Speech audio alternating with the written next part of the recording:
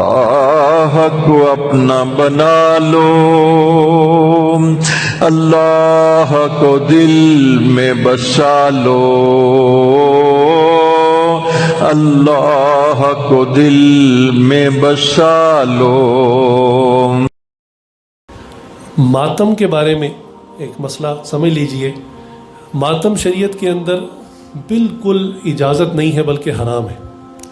ماتم سے مراد یہ ہے کہ اگر سامنے میت پڑی ہو، ابھی ایک بندہ آپ کا قریبی فوت ہوا ہے، کوئی بھائی، والد، کوئی بندہ، والدہ، تو اس کی میت پر، اس کے فوت ہونے پر اتنا بے قابو ہو جانا، افسوس تو ہر بندے کو ہوتا ہے، فطری سی بات ہے، آنسو بھی نکل آتے ہیں، اس میں کوئی غلط بات نہیں ہے۔ آنسو کا نکل آنا قطعاً ایسی بات نہیں ہے کہ جس کی اجازت نہ ہو، وہ تو بے اختیار ہوتا ہے۔ خود نبی صلی اللہ علیہ وسلم کے اپنے صاحبزادے کا جب حضرت عبداللہ تعالیٰ کا انتقال ہوا تو نبی صلی اللہ علیہ وسلم کی آنکھوں سے آنسو جاری تھے، تو صحابہ نے پوچھا یا رسول اللہ آپ رو رہے ہیں؟ تو فرمایا میرا دل مغموم ہے اور آنکھوں سے آنسو جاری ہے۔ تو یہ ایک فطری چیز ہے، اس کے خلاف کوئی ایسا معاملہ نہیں ہے، لیکن اتنا بے قابو ہو جانا کہ انسان اپنے بال نوچنے شروع کر دے، کپڑے پھاڑنے شروع کر دے، یا اپنے آپ کو چھری چاقو مارنا شروع کر دے، اس کی اجازت شریعت کے اندر نہیں ہے، یہ حرام ہے۔ اگر میت سامنے پڑی ہو، ابھی بندہ فوت ہوا ہے آپ کا، تو زیادہ سے زیادہ شریعت نے اتنی اجازت دی ہے کہ 3 دن آپ گھر کے معاملات کو ایسا کر لیں کہ ہر ایک کو پتہ چلے کہ ان کے گھر میں سوگ ہے، ظاہری افسوس کی کیفیت 3 دن تک۔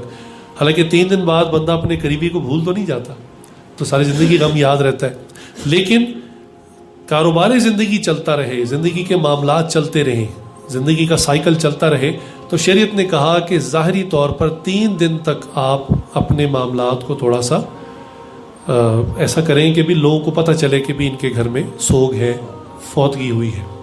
3 دن کے بعد اجازت نہیں ہے۔ 3 دن کے بعد جو آگے سلسلے بنے ہوئے ہیں، کوئی پتہ نہیں 7واں ہے، 10واں ہے، 40واں ہے، یا کوئی سالانہ برسی ہے، اس کا کہیں کسی حدیث سے، قرآن کی آیت سے کہیں ثبوت نہیں، یہ سب انسان کی اپنی بنائی ہوئی بات ہے۔ تو اب سنیے کہ جب سامنے میت ہے، اس کے فوت ہونے پر زیادہ سے زیادہ 3 دن کا افسوس ہے، تو ایک ہمارے یعنی دل کے ٹکڑا کہنا چاہیے، نبی صلی اللہ علیہ وسلم کے نواسے ہیں، ان کو فوت ہوئے ہوئے کئی 100 سال گزر گئے، تو ان کے واقعے کو اب یاد کر کے ایسا ماتم کرنا، اپنی ایسی حالت کر لینا، اس کی بھلا کہاں اجازت ہوگی؟ اور یہ ثابت کرنا کہ میں بہت زیادہ عاشق رسول ہوں، دیکھو میری حالت ہو گئی ہے، تو اس کے لیے میں اکثر عرض کرتا ہوں کہ بھئی یہ جو غم ہوتا ہے نا، یہ بے اختیار ہوتا ہے۔ ایسا نہیں ہوتا کہ بھئی بندہ کہ آپ فلاں وقت میں فلاں جگہ آ جائیں، وہاں جا کے ہم غم منائیں گے۔ جس کو غم ہوتا ہے آج ہی ہوتا ہے، اس کا تو ہر وقت یہ حال ہوتا ہے۔ ہم تو دل کی کیفیت ہے نا، یہ تو انسان اپنے اوپر طاری نہیں کر سکتا آرٹیفیشلی۔ تو جس کو غم ہوتا ہے، جس کو خدا سے خبر ملے بھی تمہارے والد صاحب کا حادثہ ہوا، فوت ہو گئے، تو وہ تو اسی وقت غم زدہ ہو جائے گا۔ یہ تو نہیں ہے کہ وہ کہے گا اچھا سال کے فلاں دن میں جا کے میں کپڑے پھاڑوں گا، یا اس دن میں اپنا یہ حال کروں گا، ایسی بات نہیں ہوتی۔ غم تو غم ہوتا ہے، اور غم تو اسی وقت انسان کو دل میں لگ جاتا ہے۔ اور جیسا کہ میں نے عرض کیا کہ اگر ہم غم منانا شروع کر دیں، اسلام میں اگر اس کی اجازت ہوتی، تو پھر صحابہ کی لمبی فہرست، عمر رضی اللہ کو کیسے شہید کیا گیا، عثمان رضی اللہ کو کیسے شہید کیا گیا، آگے ایک صحابہ کی لمبی فہرست ہے، ایک تفصیل ہے کہ کس طریقے سے بے دردی سے ان کو شہید کیا گیا۔ اتنے دردناک واقعات ہیں کہ انسان سچی بات ان کو پڑھ نہیں سکتا، آنکھیں نمدیدہ ہو جاتی ہیں، دل مغموم ہو جاتا ہے۔ لیکن دین اسلام نے یہی تربیت دی، نبی صلی اللہ علیہ وسلم نے صحابہ کو یہی تربیت دی کہ یہ شہادت جو ہے یہ بڑی عظمت والی چیز ہے، کسی کو مل جائے تو اس پر خوش ہونا چاہیے، نہ کہ غم کرنا چاہیے، نہ کہ افسوس اور ماتم کرنا چاہیے۔ یہ تو ایک نعمت ہے اللہ کی، یہ کسی کسی کو ملتی ہے۔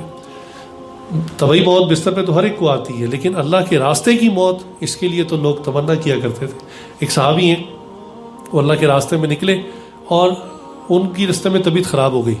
اب انہوں نے اپنے ساتھیوں کو کہہ دیا کہ اگر میں فوت ہو جاؤں تو مجھے یہاں دفن نہ کرنا، بلکہ جو تمہاری منزل ہے جہاں تک ہم نے جانا ہے، مجھے وہاں جا کے دفن کرنا۔ تو ساتھی نے پوچھا آپ ایسے کیوں کہہ رہے ہیں؟ چونکہ عربوں کی عادت آج بھی ہے کہ اگر کوئی بندہ کہیں گر جائے، کسی دوسرے شہر میں کسی کام سے جائے، ایون ٹل ٹوڈے بتا رہا ہوں کہ اگر بندہ جدہ میں رہتا ہے، وہ بالفرض مکہ کسی کام سے گیا ہے یا ریاض میں گیا ہے کسی کام سے، اور وہاں اس کا خدا سے حادثہ ہو گیا، فوت ہو گیا، وہ وہیں دفن کر دیتے، بس اطلاع بھیج دیتے کہ جی بندہ فوت ہو گیا، ہم نے دفن کر دیا۔ آج بھی ان کا رواج ہے۔ تو وہ صحابی کہتے ہیں کہ مجھے راستے میں دفن نہ کرنا، بلکہ اس منزل تک لے جانا جہاں تک تم نے جانا۔